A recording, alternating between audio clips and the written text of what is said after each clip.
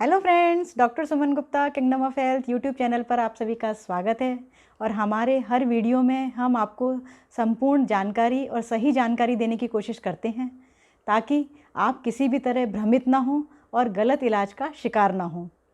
दोस्तों, मेरे पास एक पेशेंट आई जिनको 3 साल शादी को हुए हैं और उनके पास एक भी बच्चा नहीं है और पिछले साल से वो अभी तक 3 बार डीएनसी करा चुकी हैं, जबकि ना तो उन्हें कोई प्रेगनेंसी थी ना ही कोई अबॉर्शन का प्रोसेस हुआ था। तो मैंने सोचा कि मैं आपको आज इस वीडियो के माध्यम से ये बताऊं कि डीएनसी यानी कि बच्चेदानी की सफाई या सर्जिकल अबॉर्शन का प्रोसेस डीएनसी के द्वारा हम कौन कौन सी परिस्थितियों में करते हैं और कब आपको अपनी अननेसेसरी डीएनसी नहीं करानी चाहिए और बार बार डीएनसी कराने से आपके शरीर को और यूट्रस को कितना नुकसान हो जाता है, इसके बारे में आज हम इस वीडियो में चर्चा करेंगे।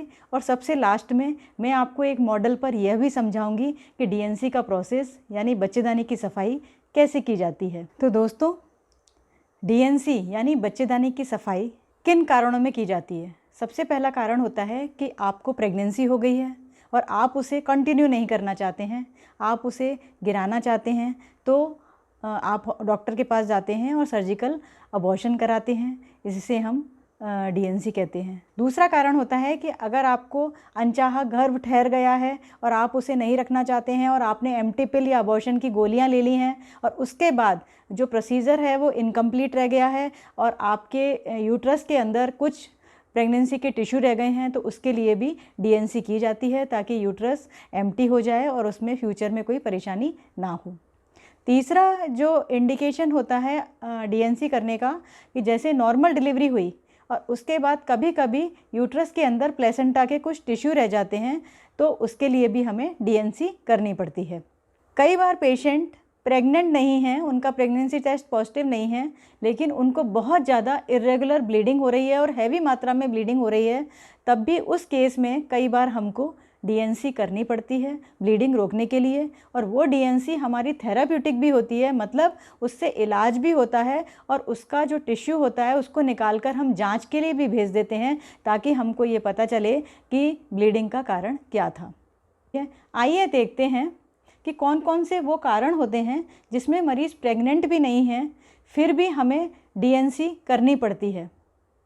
इनफर्टिलिटी के जो पेशेंट्स होते हैं उनको ये जानने के लिए कि उनको प्रेगनेंसी क्यों नहीं हो पा रही है, तो हम बच्चेदानी के जो अंदरूनी परत होती है जिसे हम एंडोमेट्रियम कहते हैं उसकी डीएनसी करते हैं और उसमें ये हम जांच के लिए भेजते हैं कि उसमें कोई इन्फेक्शन तो नहीं है, ट्यूबरक्लोसिस तो नहीं है, हार्मोन्स की कोई खराबी तो नहीं हो रही है। इसके अलावा जो लेट एज में विमेन होती हैं जिनका मीनोपॉज हो रहा होता है, उनको अगर इरेगुलर ब्लीडिंग हो रही है या फिर अनियमित माहवारी हो रही है या मीनोपॉज होने के बाद उनको अगर ब्लीडिंग हो रही है, तब भी हम बच्चेदानी के भीतर से एंडोमेट्रियम की बायोप्सी लेकर उसे हिस्टोपैथोलॉजिकल एग्जामिनेशन के लिए भेजते हैं और ये पता करने के लिए कि इसमें कोई हार्मोनल डिस्टर्बेंस की वजह से खराबी आ गई है या फिर इसमें कोई कैंसर तो नहीं बन रहा है। तो एंडोमेट्रियल बायोप्सी के द्वारा हम एंडोमेट्रियल कैंसर के बारे में भी पता करते हैं। अगर यूट्रस में सबम्यूकोजल फाइब्रॉइड है या फिर पॉलिप है या फिर इंट्रायूट्राइन कॉन्ट्रासेप्टिव डिवाइस फंस गई है अंदर, तो उसको निकालने के लिए भी हम डीएनसी करते हैं। लेकिन ये जो प्रोसीजर होता है वो हिस्ट्रोस्कोपी से ज़्यादा बेटर होता है। हिस्ट्रोस्कोपी से हम बेटर तरीके से पॉलिप को निकाल सकते हैं, फाइब्रॉइड को निकाल सकते हैं और आईयूसीडी को भी निकाल सकते हैं। दोस्तों, आइए अब देखते हैं कि बार बार डीएनसी कराने से यूट्रस में क्या परेशानी हो जाती है। अगर आप बार बार डीएनसी कराते हैं, बार बार अबॉर्शन का प्रोसेस कराते हैं, तो सबसे पहले आपके जो बच्चेदानी की मुंह है यानी सर्वाइकल ऑस है वो लूज़ हो जाता है और उसके बाद जब आप कभी प्रेग्नेंट होते हैं तो आपके अबॉर्शन के चांसेस बढ़ जाते हैं। प्री टर्म लेबर मतलब समय से पहले प्रसव होने के चांस बढ़ जाते हैं और जो एमनियोटिक मेम्ब्रेन होती है वो कई बार समय से पहले रप्चर हो जाती है। इसके अलावा आपका अबॉर्शन कराने से या डीएनसी कराने से आपको यूट्रस में इन्फेक्शन हो जाते हैं, इनफर्टिलिटी की शिकायत हो जाती है, फैलोपियन ट्यूब ब्लॉक हो जाती हैं, तो आपको भविष्य में जो है बांझपन की शिकायत बन जाती है। कई बार डीएनसी करने से ब्लीडिंग बहुत ज़्यादा हो जाती है और कई बार यूट्रस में परफोरेशन हो जाते हैं और आंतों में भी छेद हो जाते हैं। तो इसलिए डीएनसी के प्रोसेस से बचना चाहिए जब तक कि ज़रूरी ना हो, और प्रशिक्षित डॉक्टर के पास जाकर ही सलाह लेना चाहिए। अगर आपके दिन चढ़ गए हैं तो आप पहले ये जांच करा लें कि आप प्रेग्नेंट हैं कि नहीं हैं, है ना। और आपको अगर प्रेगनेंसी नहीं चाहिए तो कोई उचित कॉन्ट्रासेप्टिव मेथड का इस्तेमाल करें। और अगर इनफर्टिलिटी है आपको तो अच्छे डॉक्टर के सुपरविज़न में अपना इलाज कराएं और अपना ध्यान रखें। खुश रहें, मस्त रहें। इस मॉडल के माध्यम से हम समझ लेते हैं कि हॉस्पिटल में सर्जिकल डीएनसी कैसे की जाती है। यहाँ जो हम इंस्ट्रूमेंट्स आप देख रहे हैं ये सभी ऑटोक्लेव और स्टरलाइज्ड होते हैं ताकि मरीज को इन्फेक्शन ना हो। इसके बाद ये इंस्ट्रूमेंट से बच्चेदानी के मुंह यानी सर्विक्स को पकड़ लिया जाता है और उसके बाद सर्वाइकल ऑस को डायलेट किया जाता है ताकि हम एंडोमेट्रियल कैविटी तक पहुंच सकें।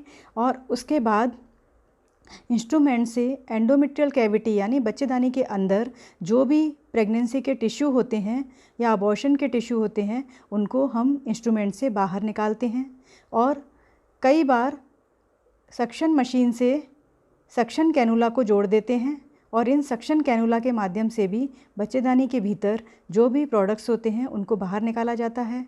एंडोमेट्रियल बायोप्सी करने के लिए हम क्यूरेट का इस्तेमाल करते हैं और एंडोमेट्रियल बायोप्सी टिश्यू को हम हिस्टोपैथोलॉजिकल एग्जामिनेशन के लिए भेजते हैं।